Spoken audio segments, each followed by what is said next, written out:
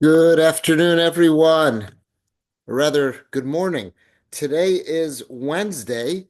It is the 27th of November. We're getting ready for Parshas Toldos. I'm on my way to, I'm recording this actually on Tuesday, the previous day. I'm leaving this evening for New York to attend the Schubert wedding. So that's why I'm sending this out as a video and I'm not giving it in person or at Young Israel.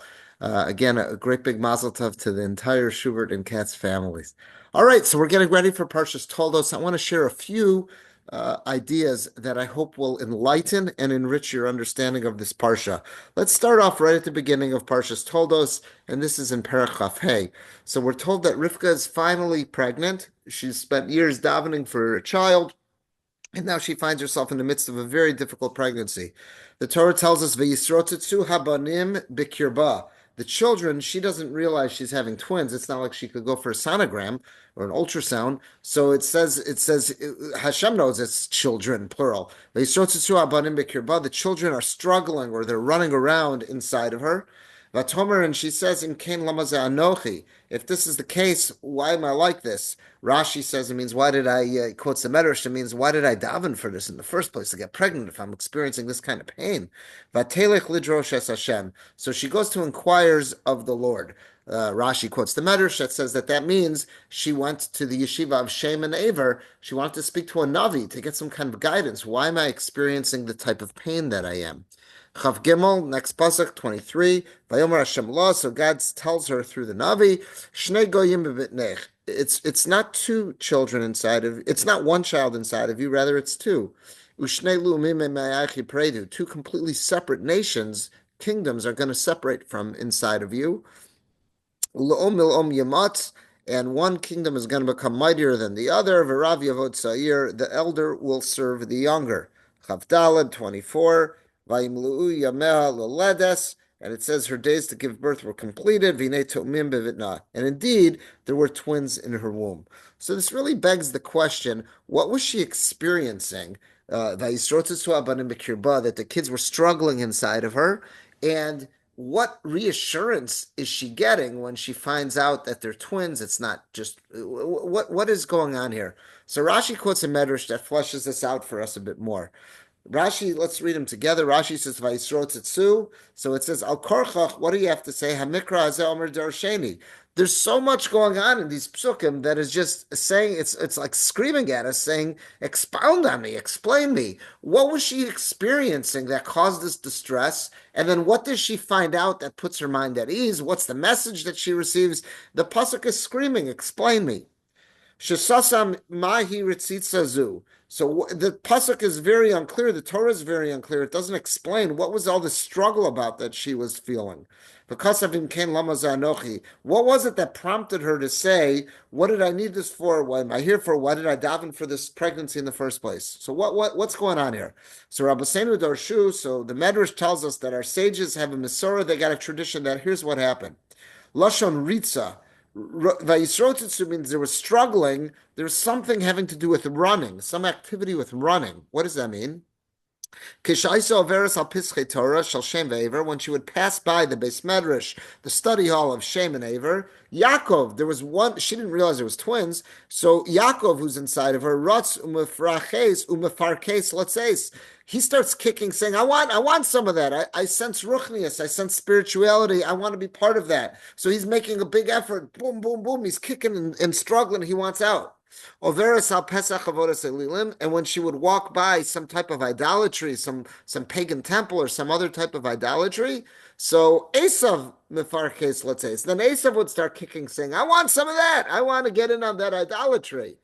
So that's what she's experiencing, and therefore there's all this kicking and struggles going on, and it's hurting her. Another interpretation is that they were fighting with one another, arguing about who's going to inherit the world. So that's what it is. Now, Rashi just started off telling us the Medrash is saying that the pasuk is saying it's screaming, "Explain me." Now he just did something, but it's still not clear. So let's get this straight. So she's feeling this incredible pain that when she goes by the Beis Medrash, there's this massive struggle. Yaakov is kicking to come out. And now she goes by Avodah Zarah. Esav's kicking to scream to come out. She's in pain. She's in crazy pain. She wants to understand what's going on. She goes to the Navi, to Shem and Aver, and they say Hashem speaks through them and tells her, "Oh, here's the story. You're going to have two children. It's not one child. It's going to be two children. One's going to be a tzaddik. One's going to be in Russia." So now all of a sudden she's okay. We don't read anymore in the psukim that she's in a state of distress. What happened?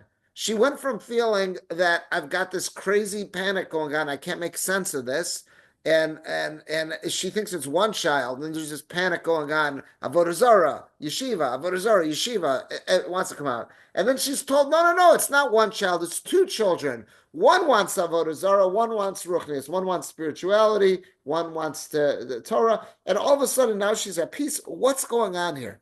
So I remember, I'm going back over probably about 30 years ago, when I was in yeshiva in Israel after high school. It was either in 1992, 93. That was the first time I was there. And then I went back for half a year in 94, 95. I don't remember which of those two times it was. But a Rebbe I had in yeshiva, Rabbi Binyamin Luban, who currently lives in Miami, Florida. He was brought back. He left Israel to become a Rosh Yeshiva in Florida. I remember him speaking out this Rashi at a shir once, and I'm going to share with you what he said. I even emailed him last night because I wanted to tell him, first of all, I had this wonderful memory of something he said over, but also I wanted to get the source because I really think, I'm on the bottom of page one there, he said this over in the name of a rabbi that many of us have never heard of, Rabbi Ben Zion Brook, whose full name was Reb Chaim Eliezer Ben Zion Brook. So I have on the bottom there, this is from a title page of a sefer that Reb Ben Zion Brook wrote. Rav Ben Zion Brook was one of the Rashi Yeshiva of Nevardik. There was the Nevardik Yeshivas was a very, very famous uh, uh, network of yeshivas that existed before the Holocaust in Europe. It was a very large network of yeshivas. They were mostly in Russia. They really came to an end with the Holocaust, but prior to that, the Soviets really put an end to this in terms of their campaign to stamp out religious observance and education in the Soviet Union. So Rav Ben Zion Brook was one of the primary leaders of the Navardic movement. He made it to Israel. I'm not entirely sure on the years when he made it to Israel, and he played a role in the small fledgling Navardic yeshiva that was reestablished in Yerushalayim. Uh, Today, I believe the building still stands, and there might still be a name to it, as there still is also a yeshiva in Brooklyn, the Beis Yosef Yeshiva, which again was started by Navardic Talmidim. However, just in terms of really being a place where they're teaching Navardic Musar and their particular approach, I don't think anyone claims that that's still going on anymore. What was unique about Navardic has really been lost to history. But basically, Rabbi Zion Brook was one of the last students of Navardic who really tried to restart it and give over the Navardic teachings in Israel. And I remember Rabbi Luban telling us this over in the name of Rabbi Zion Brook. I don't remember if what I'm about to share with you, if this was something that he had heard personally from Rav Ben Zion Brook, or if he had seen it in one of his Sfarim. What you see there is volume 3 of his Sefer Hagionei Musar. I own this Sefer. I'd have to look for it at home. I remember after hearing several Divrei Torah that Rabbi Luban said over in the name of Rabbi Zion Brook, I remember buying this Sefer from one of Rabbi Zion Brook's, I believe, grandchildren who lived in the neighborhood. They were selling this in the house. They only had volume 3, and I remember buying this volume 3. Online, I could find volumes 1 and 2, but again, I never owned them. I owned volume 3. I'd have to look hard on my shelves to see if I still have it. I don't remember what to do with it. But anyhow, I tried finding it in the Sefer. I couldn't find it in there, and that's what makes me think maybe Rabbi Luban heard this from Rabbi Ben Zion Brook personally. Now, just one more note about Rabbi Ben Zion Brook. His full name is Rabbi Chaim Eliezer Ben Zion Brook.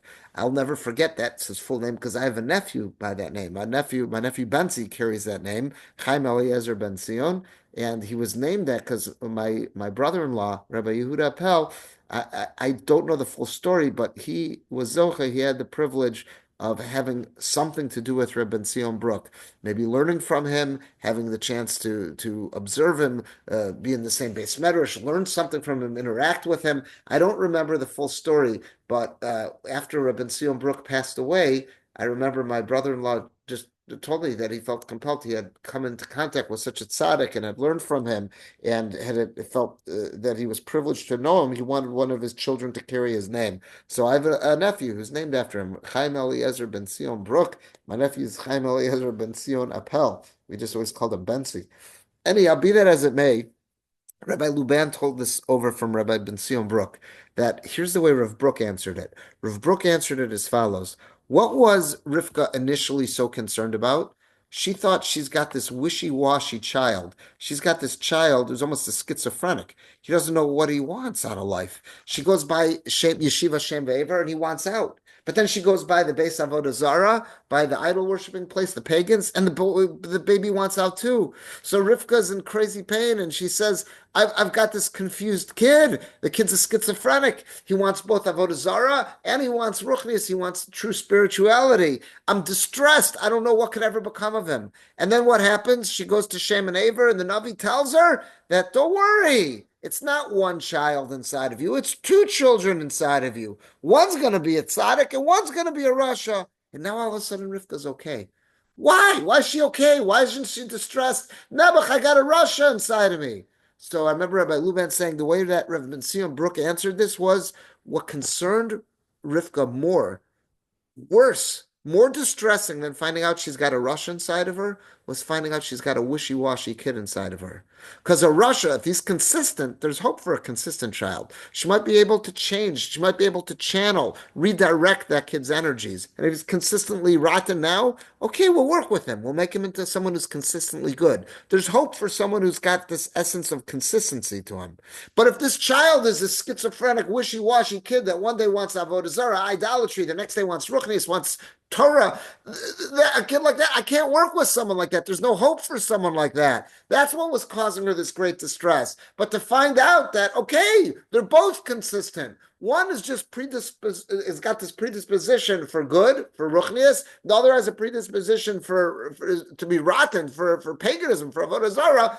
Okay, that's bad, but I can work with that. I'm not going to be distressed. She's not going to say, Im kain lama ze'anochi.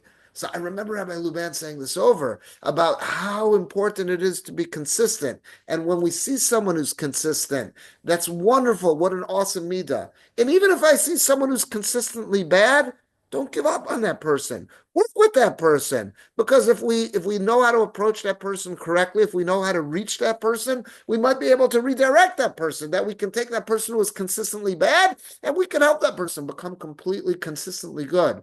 A person who's consistent has hope, but someone who's wishy-washy, someone who's that schizophrenic, wow, that's someone that there's just not much we can hope for there. And that's the person that Rivka would say, Im ken lama ze'anochi. She would be entirely distraught. So I think that's a beautiful message for us to realize the value of consistency and never to give up on someone who's showing consistent signs of making bad decisions. Okay, we just got to learn how to work with that person. I remember Rabbi Luban saying this like it was yesterday. It was 30 years ago.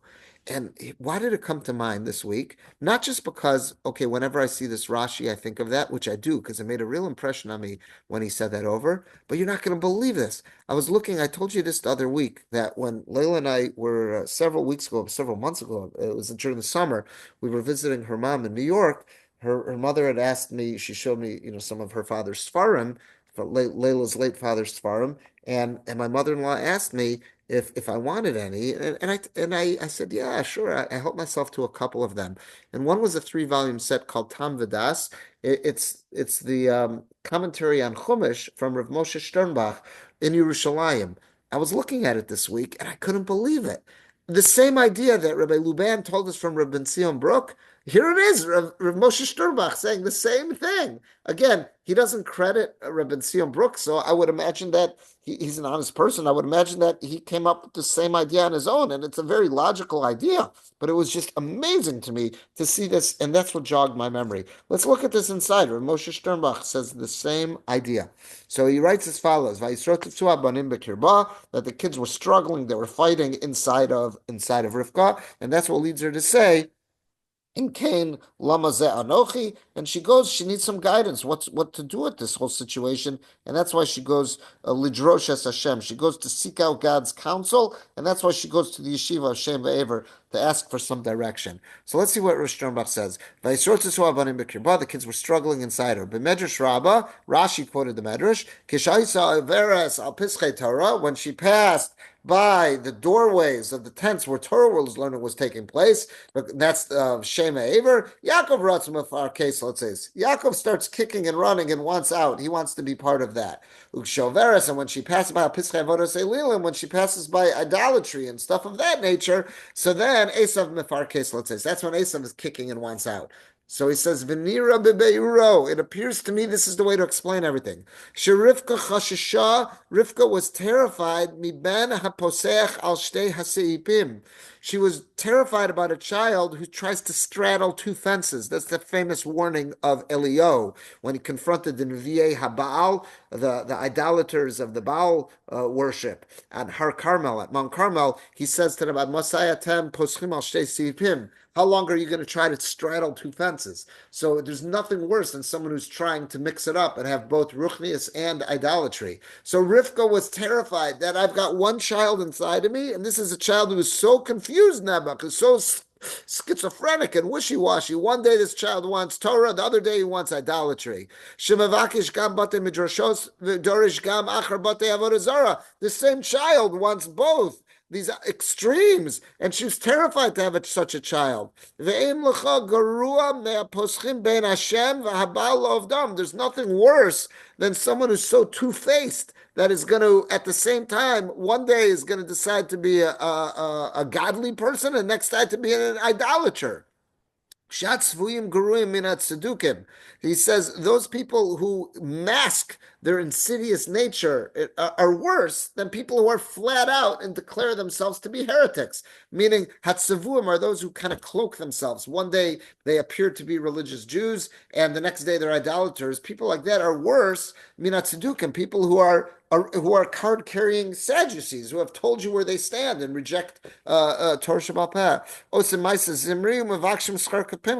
People like that do the worst of sins, and then they imagine and they tell people they want to be rewarded like they're Pinchas. That's always an expression that's out there. That because Zimri and Pinchas, they're an antithesis of each other, right? Zimri is the one who's publicly fornicating with the princess of Midian, and Cosby, and Pinchas is the one who's the holy Jew who puts an end to it. So there's nothing worse than someone who's going to be a public sinner, but then wants to be treated and get all the recognition and the credit like they're a Pinchas. So because this was her fear that she's got this one child who's so confused and schizophrenic, wishy-washy like this, that's what Hashem tells her through the Navi. Calm down. It's not the same child. There are two different children inside of you. Hainu, echad labate midrashos. You got one child who's headed, who wants to be part of the base madrash. Echad labate avodah zarah. Another child wants to be part of idolatry. Calm down. They're two consistent children. They're different children. And that calmed her down. But again, this gets back to Rabbi Sion Brook. But why is she calm? She just found out she's got a Russia. Okay, I could deal with that. Someone who's consistent, we could rechannel, we could redirect someone who's consistent to now be consistently good. Our work is cut out for us, but it's not a reason to panic. Panic kicks in when you've got one child who's so confused. Where do you even begin? How do you work with someone like that? Absolutely fascinating. So here it is, this memory that I have from Rabbi Luban telling us this from 30 years ago from Rabbi Tzion Brook, and not to see something so similar from Rav Moshe Sternbach. I thought that was incredible. Okay, we're going to switch gears now. Something completely different, a different part of the Parsha I want to share with you. This is very exciting. Part of this is also going to go back to something from 30 years ago, a different Rebbe of mine I had in Yeshiva. It's amazing how the mind works, what you remember.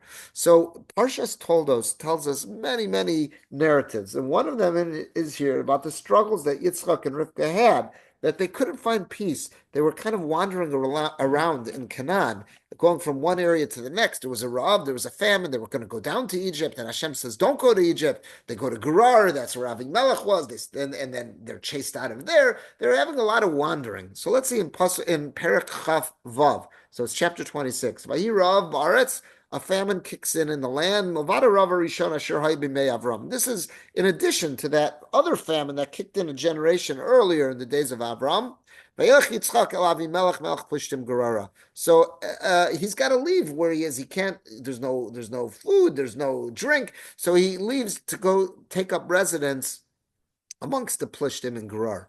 Vayir alav Hashem, God appears to Yitzchak and he says, Vayomer al tered Mitzrayma. I understand you're on the move because it is Rav, but don't do what your parents did. Your parents went down to Egypt when there was a Rav, a famine. That's not for you. Shechon baretz asher amar elecha. You're going to stay here in Canaan. You're not leaving Israel. He's the only one of the Avos that never left Israel. He says, you're going to stay in Canaan. I'll show you where to go. Stay here and I will be with you, and I will bless you. I'm going to give you and your descendants all these lands. And through you, I'm going to establish the oath that I swore to your father, to Avram. Daled. I'm going to make your kids, your offspring, as numerous as the stars of the heavens. And I'm going to give them all these lands. And through your children, all the other nations of the world will be blessed. Hey, one more pasuk. Akev, why am I making all these promises to you, Yitzchak? What did you do to deserve this? Why am I saying all this? Akev asher shama Avram b'koli. It's all because Avram listened to my voice. Vishmor mishmarti. He kept all of my charges. Mitzvosai, all my commandments, chukosai, my statutes, v'torosai, and my instructions. Avram was such a loyal servant. So Yitzchak, I'm making all these promises. You're going to get so much. Your offspring are going to get so much. You'll be blessed. You'll get the land. Your kids will get the land. The world will be blessed through them. Why? Basically says you're riding on Avram's coattails. It's all because of how much I love Avram. It's really not because of you, Yitzchak. It's because of how much I love Avram. I remember over 30 years ago when I was in yeshiva, one of my other rabbis, I remember this was Rabbi Cheplowitz in Witz in Milwaukee, he shared this Sforno with us. And I think of this also every year when I see those psukim. And then we're going to see something that relates a little more. Let's see. So the Sforno says as follows, Mitzvosai, Chukosai, Torosai, it says that Avram did his best. Again, we say that the Avos had this kind of divine inspiration to know what the mitzvos were going to be, and they did their best to keep them. So he says, the Sforno wants to know, what are these mitzvos, chukos, and toros that Avram observed? Right? Sinai hasn't happened yet. So part of it is, again, we always say they had divine inspiration, but he says a little more here. Shinitzavu b'nei Noach. He says that the Shiva Mitzvos B'nai Noach, that's what he says here. That's what you can say that they honestly were commanded, and not just divine inspiration, but they have a Masorah going back to Noach, the 7 universal laws of mankind. Avram was absolutely scrupulous about all those. Not only did he do his best to observe them, he did his best to expound on them and try to get the masses to observe them as well. Okay. Now look what he says. This is what I remember Rabbi Cheplowitz saying over. It was at a bris milah that took place in yeshiva, and it was such a beautiful idea. At this point in Yitzchak's life, Hashem is not saying, I'm giving you anything because of your own merits or because what you've done to deserve it. Hashem is saying, I'm giving this to you based on someone else's merits, Avram's. And also a little bit later, we're going to see that pasuk soon. I'm going to increase your offspring, ba'avur Avram avdi, in the merit of my servant Avram. That's in Pasuk Chavdal. We'll see that soon. V'lo kein omer leYaakov. That never happened to Yaakov. Meaning, at this point in Yitzchak's life, all these guarantees Hashem is making him, it's not based on Yitzchak's own zechuyos. It's not on his own merits. It's on Avram's merits. But he's contrasting him to Yaakov. When Hashem starts making promises to Yaakov of what he's going to give him, he never said it was based on anybody else. He says, you deserve it on your own merits. And Kol Shekin L'Avram, and certainly when it came to Avram, Hashem didn't make any promises to Avram, you're getting this on your father's merits. No way. Avram was all on his merits. So what's different about Yitzchak? Why is it at this stage in Yitzchak's career, in this stage in his life, he's not being promised anything from Hashem based on his own tzidkus, on his own righteousness? It's all based on what Avram has done. That's not the case when it comes to Avram. There he was guaranteed on his own. And it's not the case by Yaakov, who's the next generation, who's also given these promises on his own. What was so different about Yitzchak? So look what he says. The Sforno says, V'zeh haya kodem she's orer Yitzchak l'kro b'shem Hashem. because this was at a stage in Yitzchak's life where Yitzchak had not yet gone public. Yitzchak apparently developed, like all of us do. Before we can be a teacher and share with the public, we first have to learn ourselves. So he's saying, what stage of Yitzchak's life is this conversation going on? At what stage in Yitzchak's career is Hashem making these promises? It's at the stage when Yitzchak is still a private person. He has not yet gone on a campaign like Avraham to start preaching to the masses and teaching the masses. Aval acher shekara b'shem Hashem. Later in Yitzchak's career, once he starts teaching the world about Hashem like Avram did, then Nemar, that's when we read Avimelech harach elav migrar. We're going to read later on that Avimelech travels from Gerar to Yitzchak to start saying, I want to make a treaty with you. Vamru, and he says, Ra'u ra'inu ki haya Hashem imach. We see that God is clearly with you. Ata baruch Hashem. We clearly see now that God has blessed you. That's later. Meaning it becomes clear to the world that there's this individual relationship that's going on between Hashem and Yitzchak. That's later. He had a career shift. At a certain point in Yitzchak's life, we don't know exactly when it was and when he felt he was ready to make that switch. But at a certain point in Yitzchak's life, he says, it's not just about me and about focusing on my own spirituality. I want to share with the world. I want to share knowledge of Hashem, and I want to share the Shiva Mitzvahs B'nai Noach, the universal responsibilities of mankind and dealing with Hashem. I want to share that with the world. At that stage, Hashem is going to build a personal relationship with Yitzchak based on his own merits. But now, while he's still focused on himself, it's all based on Avram. That's what he's going to say here. V'lo matzu od telos mikanaim v'divrei rivos kasher rishona. At a certain point in Yitzchak's career, everything changes. Avimelech makes peace with him. No one's kicking him around. No one's stuffing up his wells anymore. When did it all change? When he developed this personal relationship with God, and that's after he started teaching the masses. So that's what this Farno is saying, is that when Yitzchak was only focused on himself, that's when he had some tsaros. That's when he was being mistreated by the locals. And that's when Hashem was making him promises, it has to all be based on Avram's merits. But now he says, I'm sorry, Amnam Yaakov, but when it comes to Yaakov, Lo Tala b'schus acherim klal. Never once when Hashem makes promises to Yaakov do we ever find that he's saying this is because of the merits of Avram or Yitzchak. Kihu Amnam min urav yashav olim. From the earliest days of Yaakov, he was a dweller of tents, meaning he was in the academy of Shem Va'ever. Lilmod, not only was he learning his own personal learning, ulilamed das etz ha'am, he was also teaching. He was sharing what he had with the masses, with others. Befrat ba'alei Shem Va'ever, specifically in the tents of Shem and Aver, shesham alu kol mevakshei Hashem b'li safek. That's where everybody who wanted to know the ways of God in the ancient world, that's where they would go. And Yaakov set himself up there. He says, not only do I want to learn, but I want to be able to share with everyone who's curious as well. So there's a difference about Yitzchak. And again, we're not being critical of him. He's a different person. He's a different personality. For whatever reason, Yitzchak felt he wasn't ready to be a public persona. He wasn't ready to go and teach and preach until a certain stage in his life. That's fine.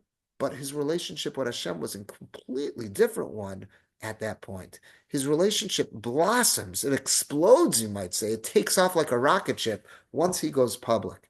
And I remember Rabbi Chaplet saying this over, that he said he got this from his Rebbe. I think he said, he didn't say this in his own name, he said he heard this from Rav Henoch Leibowitz when he was learning in yeshiva, that he would talk about this Sfarno, and he would say that, yes, there's a point where we have to focus on ourselves. We can't teach if we don't know. We obviously have to focus on ourselves, but we have to recognize the ultimate goal is to be able to share with others and to let the world share our Torah knowledge with others, share our recognition of Hashem with others, let others know about the gift of Torah. Not just to keep it all to ourselves. At a certain point, we have to go public. We have to share our knowledge with others. And when we do that, our relationship with Hashem will completely change. And not only will we be worthy of deserving Hashem's blessings based on our own personal relationships and not just riding on the coattails of others, but we're going to see our world will open up for us. Things will happen in our lives that are completely different to anything that's ever happened before. Because just like with Yitzchak here, until he went public, he had so many tsaras with his enemies stuffing up his wells, and All of a sudden he goes public. Wow. Now Avimelech and Pichol, Sartzvo, they're all coming to flock to him and saying, we can see that you've got a beautiful relationship with Hashem. We want to enter a treaty. Everything changes, not just in the way that Hashem is going to bless him based on his own merits, but the way the world relates to Yitzchak. Everything changes once he decides to go public. So I remember Rabbi Chapel sharing this at that Bris Milah, and he was saying that's our responsibility while we're in yeshiva. It's a limited amount of time. We're focused on ourselves. And of course, we can find opportunities studying with younger boys and studying with others and helping sharing with others.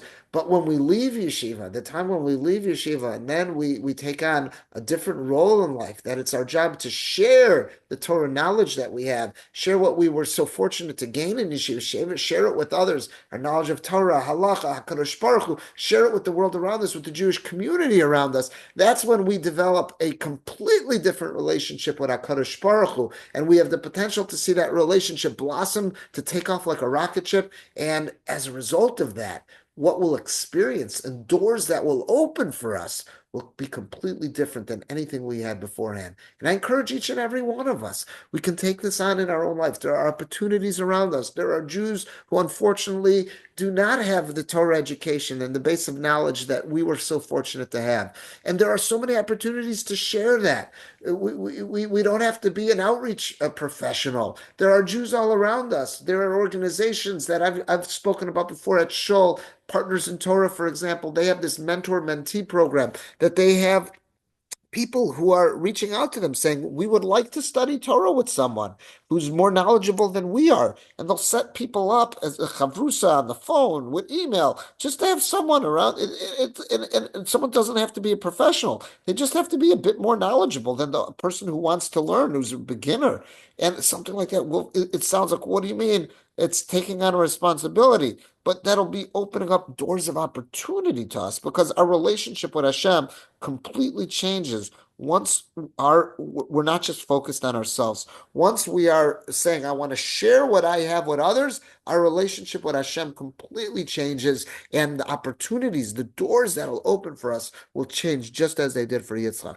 I remember that made such a strong impression on me. Now I want to share with you, remember this Sforno quoted, he says, you'll see this come up again in Chaf Daled, and I want to share with you what another Rishon says on that pasuk. So where does it show up in Chaf Daled? It says, Vayal Misham Beershava. So it says that Yitzchak leaves Gerar and he goes to Beershava. Vayir Elav, and again Hashem appears to him. Vayir Elav Hashem Balayla Hu. God appears to him that night. Vayomer, and he says, Anochi Elokei Avram Avicha. I'm the God of Avram. Al tira, have no fear. Ki itcha anochi, I'm with you. Uvirachticha virbesi azarcha ba'avur Avram Avdi. And again, he tells him, I'm going to bless you based on your father Avram. So again, this is still at the stage in Yitzchak's life where he hasn't gone public, and all of the blessings he's getting are in the merit of Avram. Look what the Moshe Zakanim. Again, we know that the Das Zakanim Bali Tosos, those are the authors of the Tosos. They have a running commentary on the Chumash. So there's another volume called the Moshe Zakanim, also from the Bali Tosos. Look what they write here. He says, Ba'avur Avram Avdi, he says, Vakasha, Lama lo ba'avur Yitzchak ba'atzmo. So he's bothered by the same thing that was bothering the Sforno. Why is it that it's in Avram's merits and not Yitzchak? So again, the Sforno dealt with this and told us, because this was a stage in Yitzchak's life where he hadn't yet gone public. And until he went public, he didn't get things in his own merit. It was only in Avram's. That was the Sforno's approach. Look at what the Moshe Zakanim does. He does something a little bit different. He says, Yesh lomar, shekach derech HaKadosh Baruch Hu. This is the way God works. Adam shut tzaddik gamar. If you have someone who's a righteous person, va'osek b'Torah, involve themselves with Torah, yom and v'layla, day and night, umitzaves banav, and he instructs his children, sheyasku b'Torah kamoso, they should be just about as serious about Torah observance and study as they are. So he says, when that righteous person passes away, God doesn't withhold his reward, because at the end of the day, he's the one, he's the source of all the Torah and mitzvah accomplishments of that next generation. It's as if Avram is doing the mitzvahs that his son Yitzchak is doing. So you see what this Moshe Zakanim is saying? The way he's reading this pasuk, he's darshaning it different.